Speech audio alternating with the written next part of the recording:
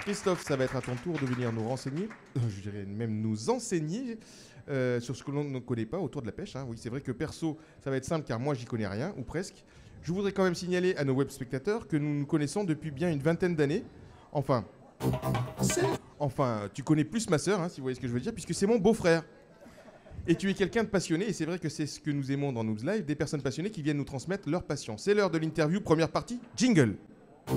C'est l'heure de l'interview. C'est l'heure de l'interview. Je ne vais pas, comme d'habitude, mettre des photos compromettantes de notre invité, parce que tu es grand et costaud, sauf si vous me le demandez. Bon, comme il est quand même à côté de moi, il est vraiment costaud. C'est pas des photos compromettantes. Ce sont des photos de pêche au Moulinet à l'époque, en 2011. Wow. Il n'a pas beaucoup changé. La classe. C'est même plus vieux.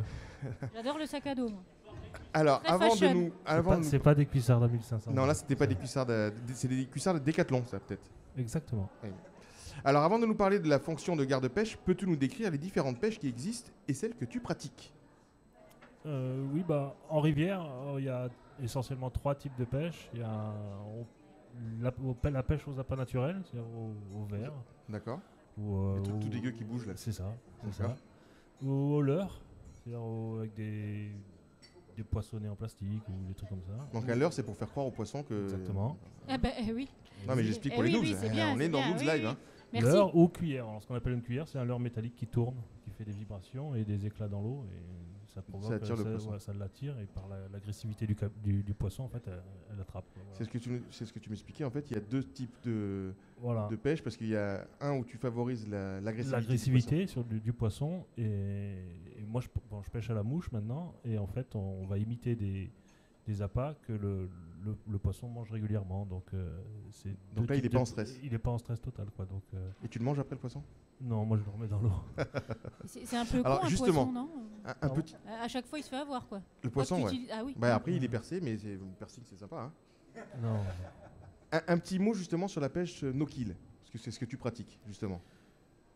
Oui, je pratique beaucoup de no-kill parce que j'ai envie qu'il y ait plus de poissons dans la rivière. Et donc, c'est pour ça qu'on tombe souvent sur des truites sauvages et que je trouve ça ridicule de les tuer, tout simplement. Donc, tu les blesses?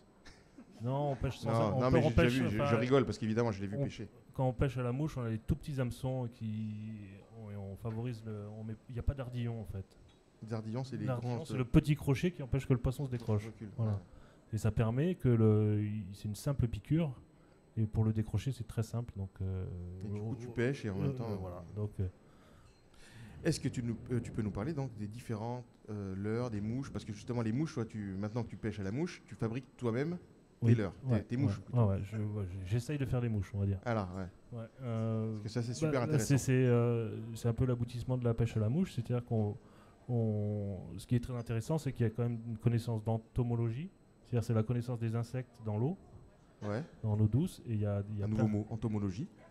Voilà. Et il y a des larves et plein de petites bestioles au fond des cailloux, sous les pierres, qui ont un cycle, qui vivent pendant 2-3 ans sous la pierre et qui éclosent, qui deviennent des papillons.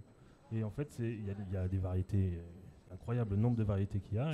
Suivant les rivières, je présume. Suivant les rivières et suivant les saisons, il y en a qui se développent à certains moments, d'autres à d'autres moments. Et nous, on cherche à imiter ces bestioles-là. Donc du coup, tu es obligé de connaître... connaître ce côté d'entomologie de la rivière.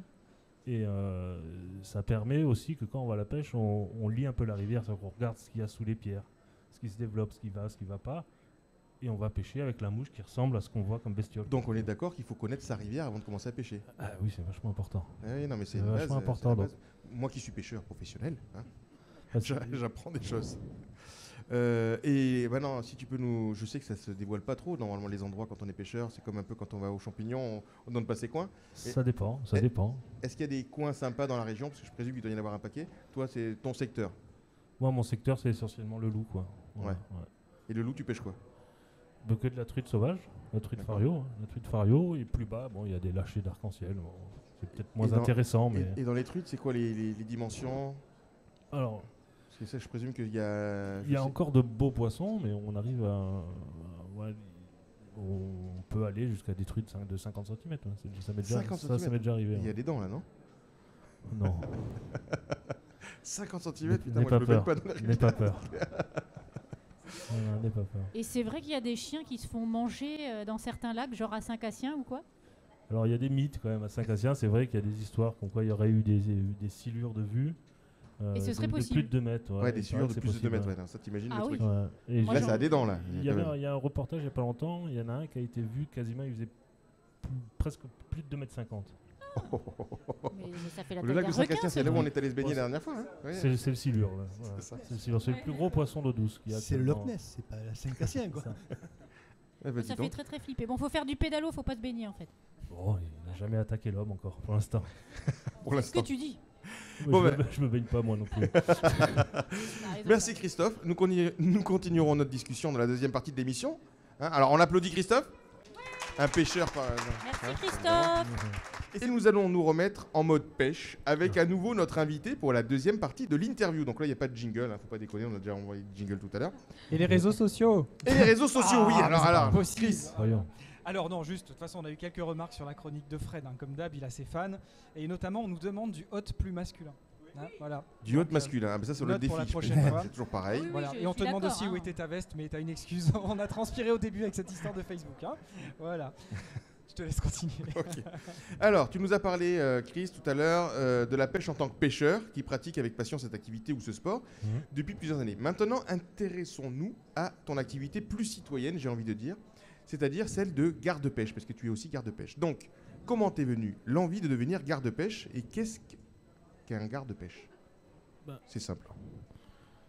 Pourquoi j'ai eu envie de faire garde-pêche? Parce que, à force d'aller à la pêche, j'ai jamais été contrôlé en fait.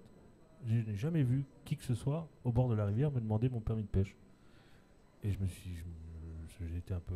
Là, c'était interrogé. Ouais, ça m'a interrogé. J'ai téléphoné donc à l'association qui s'occupait de ces parcours-là, donc du loup. T'as trouvé sur Internet? je Ouais, présume, j'ai hein. téléphoné et je leur ai posé la question. Et ils m'ont dit, écoutez, l'activité de garde-pêche, c'est assez rare. Il y a très peu de monde que ça intéresse. Et en fait, ils étaient plus qu'il y avait 2 personnes qui avaient entre 55 ans et 55 ans, ça va, ça. et 70 ans, on va dire. 55 ans, on a des gens de 55 ans Donc, dans l'équipe, voilà. je tairai les noms de ceux-là. On me dira. On va encore dire que je Ouais, parle c'est que Fred. de lui. Ouais. Non, non, Mais mais on voilà, va pas donc regarder. c'est des gens quand même d'un certain âge et qui Il en rajoute une couche. et en fait ils vont jamais sur des parcours un peu reculés quoi dans la rivière. Ah oui, Voilà, d'accord. donc C'est moi je les voyais jamais. Avec les fauteuils roulants, les cannes, ils ont du mal. Ah, ils ont besoin d'un sentier et tout. Tu vois, garer la voiture à côté. Et donc ils étaient super contents de mon appel et ils m'ont tout de suite proposé de le faire, quoi, de le garde. Et Donc comment ça s'est passé? Donc t'as passé un diplôme, c'est quoi, un examen? Comment ça se passe? Alors il y a une formation de 3 jours qui explique le règlement. 3 Et jours pour ceux qui savent pas pêcher ou forcément On parle pas de pêche, on parle que de législation de la pêche. en D'accord, fait. d'accord. Et après, on est convoqué au tribunal pour prêter serment. Donc tu as prêté serment. Exactement. Oh, bah. Donc je dois dire la vérité, rien que la vérité. Et t'as une veste, un Alors, chapeau, ouais, un j'ai- béret, un quoi? J'ai un polo qui est. Ouais, j'aurais dû le montrer à Nadra d'ailleurs, le polo, j'aurais peut-être pu venir avec. Je sais pas s'il est très à la mode, mais bon. Voilà, donc je le fais moi pour essayer de protéger ma rivière et que montrer qu'il y a quelqu'un qui surveille un peu. Et Donc voilà le message. Voilà, Quel est c'est le ça. message que tu fais passer en tant que garde-pêche maintenant quand tu rencontres des pêcheurs? déjà, c'est des rapports souvent amicaux parce que c'est des gens qui pratiquent la même passion. Je ne fais pas ça dans le but de verbaliser. de verbaliser, c'est Mmh. pas du tout le style. Mais on parle de pêche, on essaye de protéger la rivière, Ouais, c'est ça, parce que c'est vachement important de le dire parce que c'est pas parce qu'on est pêcheur, il y en a qui tuent des poissons, c'est sûr, mais on aime être au bord de la rivière, donc on l'aime, donc la propreté ne serait-ce voilà, que... on essaye de la protéger, donc je fais le garde pour aller voir les pêcheurs, les Mhm. contrôler, c'est sûr, ça fait partie du boulot. S'il y a un problème, eh ben, il faut réagir, on peut verbaliser. Est-ce que tu peux nous parler justement du prix du permis de pêche Ouais. et des prix des différentes amendes? Je ne sais pas s'il y a plusieurs niveaux d'infraction. Alors il y a différents types de permis de pêche. Il y a un permis de pêche qui est quasi national. D'accord. Je dis quasi parce que si je vous explique un peu, ça va être compliqué. Il y a 78 départements, je crois, D'accord. qui adhèrent à une certaine idéologie de la pêche. Pour pêcher dans ces 78 départements, c'est 95 € Par mois pour l'année.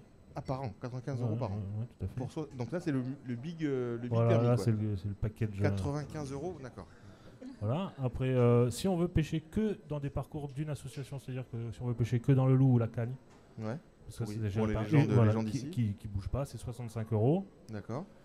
Et après, il y a des prix quasi ridicules pour les enfants. Je crois que c'est 8 € pour l'année pour les enfants de moins de 12 ans. Et les filles, tu disais aussi pour les Alors, il y a femmes. un truc super, c'est que dans d'autres pays européens ou outre-mer, aux États-Unis, il y a quand même 40% de nanas à la pêche, Oh, à la sérieux? mouche. C'est énorme. Oh. Ouais. Et donc, en France, ils essayent de les attirer un peu. Et le permis de pêche pour les filles est à 35 €, je crois. Pour, Ah bah voilà. l'année. Alors les filles, si vous savez pas quoi faire l'année prochaine, Ah, c'est ma bonne Vous allez à la résolution pêche. 2017. On n'envoie jamais des filles au bord de la rivière. Ça, c'est sûr. Ça, j'en vois jamais. pourtant, Bah, c'est bizarre, oui. j'ai quelques images de Ouais. pêche en mer. Tu vas pas au bon Et là, endroit, on voit qu'il y a des pêcheuses qui sont sympas quand même. Ah, hein. la mouche en plus. Ça. Ah, pêche à la mouche, Ouais, à la mer. Exactement. Elle Ouais. va... Ah oui, elle Et va ça, choper... ça, tu vois pas ça donc toi Elle au va bord de la choper du rivière. gros. J'en tu vois vois ce jamais. genre J'en ai jamais vu. Ouais, c'est étonnant. Hein. Bon. Et pourtant, j'y vais souvent. Tu vois, Christophe, il faudrait que tu ailles un peu en mer, tu vois, c'est mieux en mer. Alors oui, donc je reprends maintenant. As-tu quelque chose à ajouter pour les web spectateurs justement, un message à faire passer, je sais pas, un petit truc. Bah, s'il y a des pêcheurs qui nous écoutent, j'aimerais que. Tu contactes Pas forcément. pour aller pêcher. Est-ce que c'est sympa de pêcher à plusieurs? Parce que je me Bah, pose la question. c'est- Souvent c'est Non, plutôt c'est un peu solitaire. personnel. Ouais, Pêcher à plusieurs, c'est la merde. Parce qu'en gros, vous allez vous piquer des poissons. Non, Et pécho à on le plusieurs. fait quand on le fait, on se laisse des morceaux, des portions de rivière. On se dit, toi, moi, je pêche jusque là. Après, tu me rejoins et je vais pêcher plus haut. Ouais. On se mais partage la c'est rivière, mais à solitaire, deux. quand même. Ouais, c'est une activité un peu personnelle. Non, parce que des fois, tu pars à plusieurs potes. Oui, on part en voyage une fois par an en Europe. Mais du coup, vous pêchez, chacun vous avez une portion de rivière. Bah, ce qu'on fait, c'est que celui qui part, après, là où il arrête de pêcher, il pose un bâton, on prend un bâton, on le plante. Et quand le suivant arrive, qui voit le bâton, Il sait que là, il n'y a plus de poissons. il se dit que là, ça a été pêché. Donc il reprend le chemin, il retourne jusqu'au prochain bâton pour être sûr qu'il n'y ait personne qui est passé. Ouais, bah, Ah, mais d'accord. ouais, mais accompagner du monde, oui, bien sûr, c'est toujours sympa, mais le plus souvent possible, c'est quand même On tout est seul. seul. Quoi. Ouais, c'est- Eh bien, on applaudit de nouveau Christophe.